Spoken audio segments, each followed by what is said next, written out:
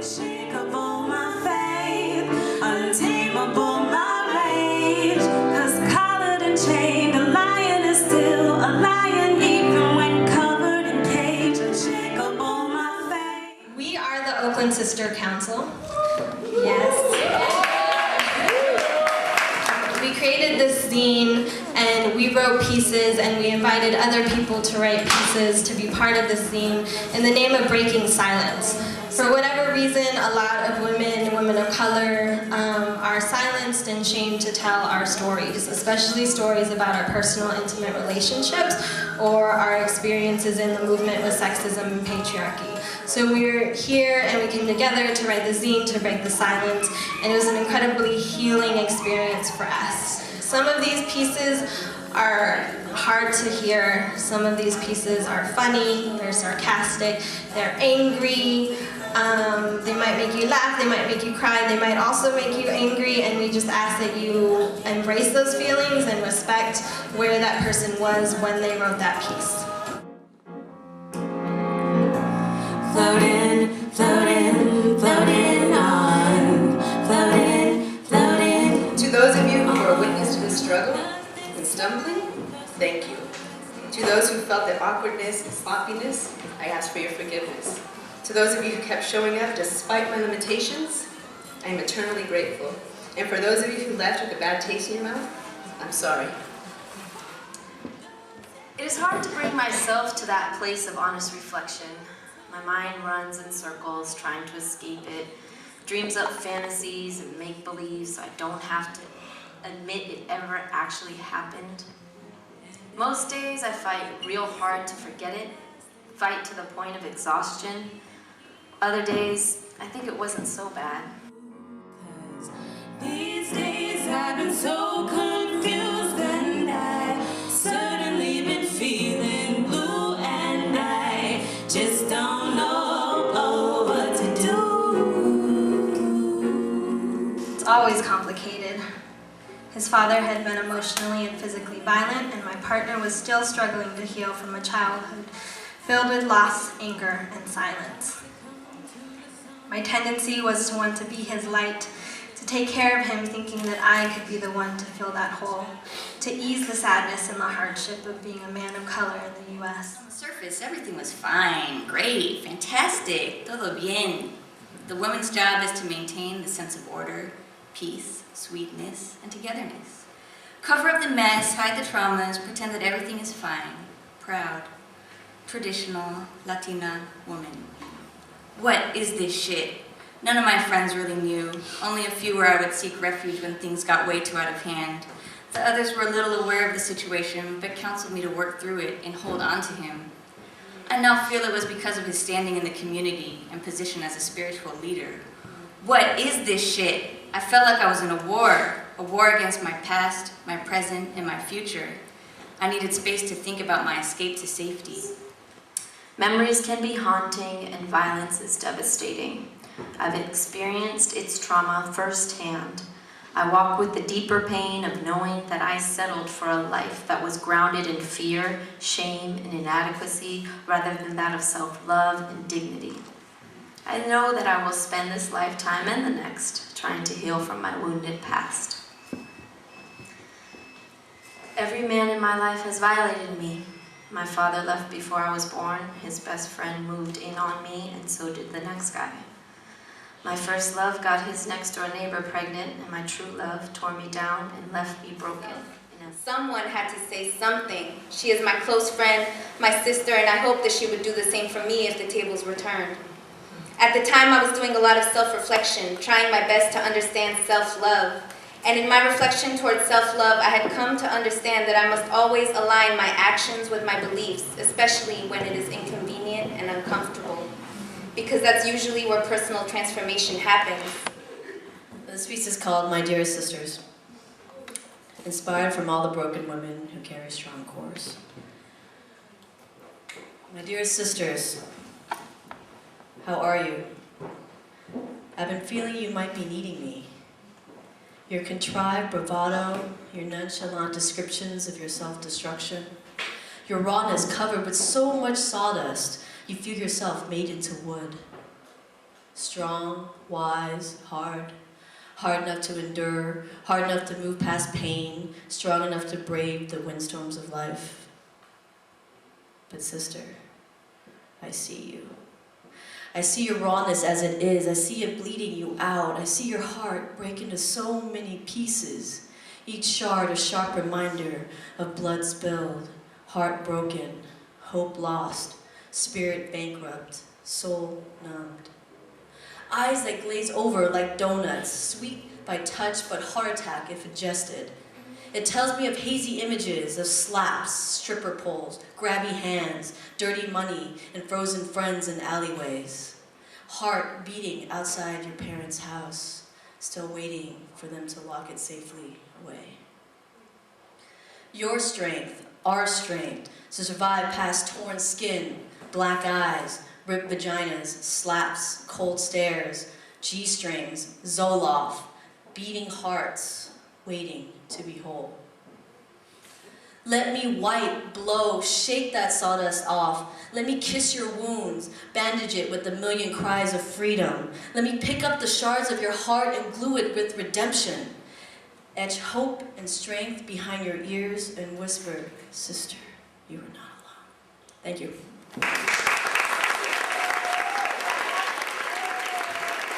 I will always have the potential to love and connect with another person in the same way.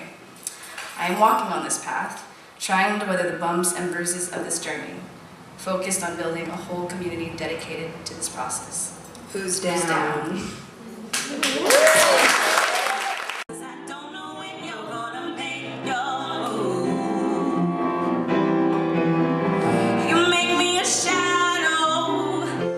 This poem's from Mulan. All right. Dear Mulan, growing up you stayed crammed into my VCR. You were a young lady to look up to, defending your family's honor and showing strength with little weakness. I wanted to be you. I imagined myself to grow up to be a strong young woman. No man could overpower me, no man could challenge me, and no man would ever take advantage of me. But then high school kicked in, and a young man saw weakness in me. Dear Mulan, there came a time when my vagina became more significant than my face. More significant than the thoughts cascading through my mind, more significant than the opinions I would be dying to say out loud, and more significant than the tears I shed or the sadness that wept upon me. Dear Mulan, please transfer your strength my way. Corruption has been planted into my brain through actions more than words. Straight to the bedroom, no time to talk. The warmth of my privates overpowered my every thought. And I became nothing but a symbol of sexual pleasure. Dear Mulan, please send your strength my way. With love, Fatima. You make me a shadow, but so baby, I wanna be ready for what you do. And I've been swinging around because I don't know when you make your move.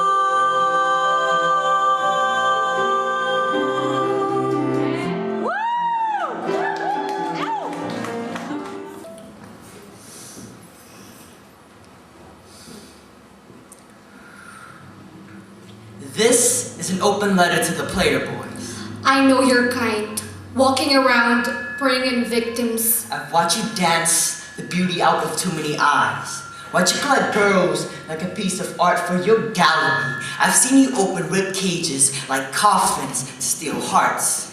Learn to live half alive, and now you want me one more time.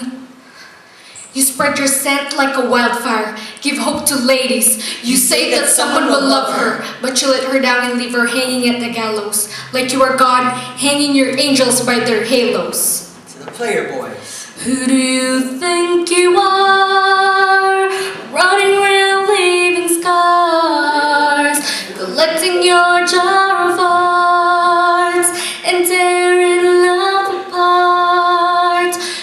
gonna catch a cold from the ice inside your soul. So don't come back for me. Who do you think you are?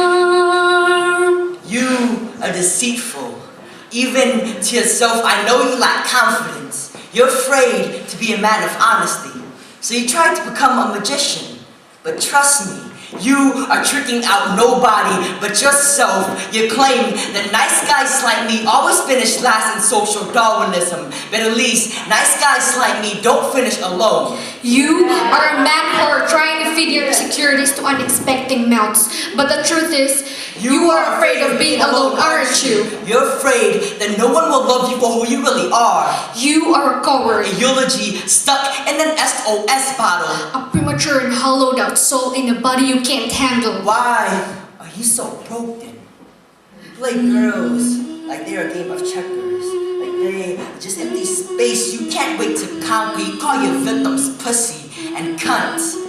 I bet you don't even know their first names. That's why you give them pet names like honey, baby, and bitch. But tell me, who's the bitch when you're the one who's salivating every time you see them walk with meat on their bones? I will make it clear for you since you always seem to be a little confused. These women you toy with are not Barbies. They're your daughters and sisters. Humans that you can't claim as properties. Their bodies are queendom. And you are not royal. They are fragile, but elegant flowers bending in the breeze. I bet you won't be there to catch them if they fell. Instead, you will bury them in your past with your text message eulogies. With broken crosses and broken bones. Broken hymens and broken hearts. Would you kiss your mother, your daughter, your bastard sister with the same broken lips you would curse a woman with? This is an anthem. This is me reclaiming love for the nice guys. For the guys who can't get a date because you're always stealing hours. You are the reason we can't find love. The reason we are always the best friends and never the lovers. This is me breaking your confidence, reclaiming humanity for men. We are resurrecting the love you destroyed. And dancing the beauty back into their eyes.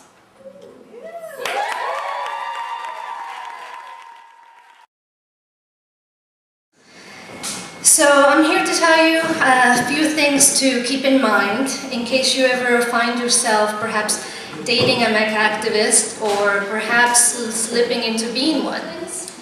That guy is the most selfish, opportunistic, self-centered motherfucker I've ever met. Do you think you can change him?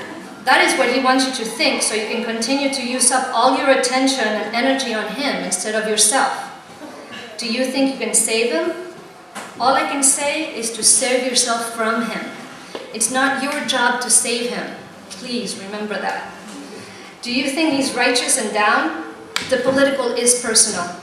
If he can't treat people close to him with love and respect, how is he supposed to treat the community with love and respect? And it finally dawned on me that relationships are very much like buying a used car. By the time you go out to test drive a car, you have looked at so many ads, and it was such a hassle to make the appointment and get yourself ready to go out, that you are pretty much wishing it will be the right one this time. What if you just go home with it and be done with the whole ordeal? So it has a few dings and strange noises and kind of smells, but you find yourself willing it to be the right one. You can always try finding a good mechanic that you and the car can go to and work out all the issues.